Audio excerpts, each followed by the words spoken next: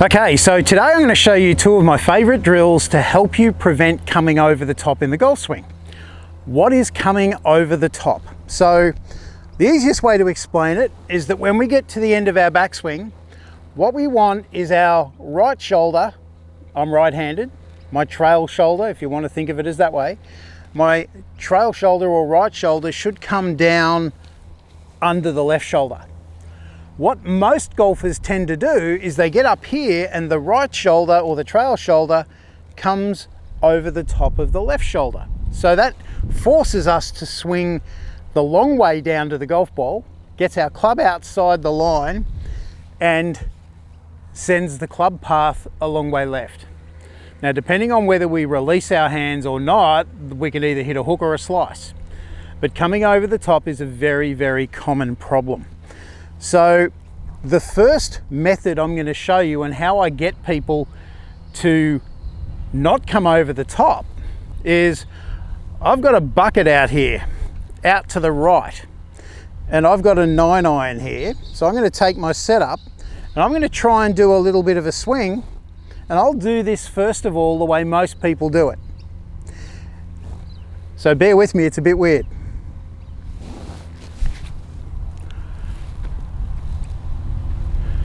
So you can see where the club went, a long way left. That's what happens when you come over the top. What we really want to do is not do that. So if we just get out in an open area, and I'll get another club, and we just say to ourselves, okay, I want to throw it straight. So we're not going to throw by using the shoulders, we're actually going to throw by using my hands. So this time, I'm going to throw it a bit straighter, but my hands gripped on and it still went a bit left. So what we've got to do is we've got to try and aim a bit further right when we throw it. That first one, I just threw it, always goes miles left. Second one goes a little bit left. Now I've worked out, okay, I've got to swing it out a little bit to the right. This will produce a different throw. So I'll take another club out. My aim is to hit this white bucket, but I'm going to feel like I'm going to throw it out to the right. So with me feeling like I'm throwing the club out to the right, the club has gone slightly right, but that's a much better throw than that first one that went over there. So that's my first method for trying to get your release correct and also improve coming over the top. So my second method for trying to stop coming over the top, there's two different ways. So I could say there were three methods, but we'll do the first one first. I'm going to put my left foot level with the ball, and I'm going to put my right foot behind me on my left foot, toe down. So if I'm in this position here and I get to the top of my backswing and I start swinging to the left, I'm going to lose balance. We don't want to lose balance. So initially I like people to just set up like this and just do a few practice swings.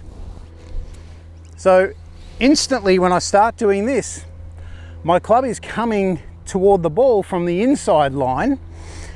It's not going to be coming from the outside line because I'm going to lose my balance. So we just do a few little practice swings to start with. Okay, now I'm just going to hit a gentle shot. I'm not going to overplay it.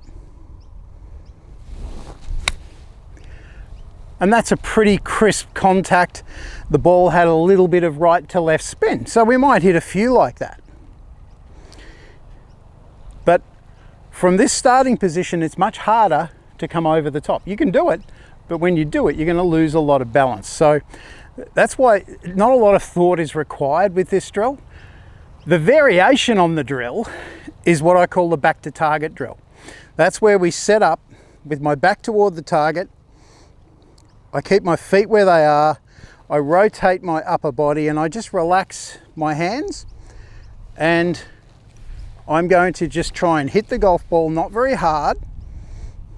It's quite a weird drill. And you can see the ball had a little bit of right to left spin on it. I'm coming at the ball from the inside, not from the outside. There's no sign of me coming over the top. So what I recommend you do is you hit a few balls like that, and then you work your way back to square. So instead of being in this position, if you've hit a few good shots, you work halfway back to normal, and then you hit a few more, and then eventually you find your way back to a fairly standard stance, nice and straight, and you get that same feeling. No sign of over the top, nice solid contact, a little bit of a draw. So they're my 3 ways that you can actually work on trying to stop coming over the top. And the last 2 also help you with your release. Because if you can't use your body too much, the only thing left is to let your hands take over. It's not flipping, it's called releasing. And if you can release better, you're going to hit better shots. If you want to lower your score, I'm going to put a link to another video just up here I know is going to help lower your score.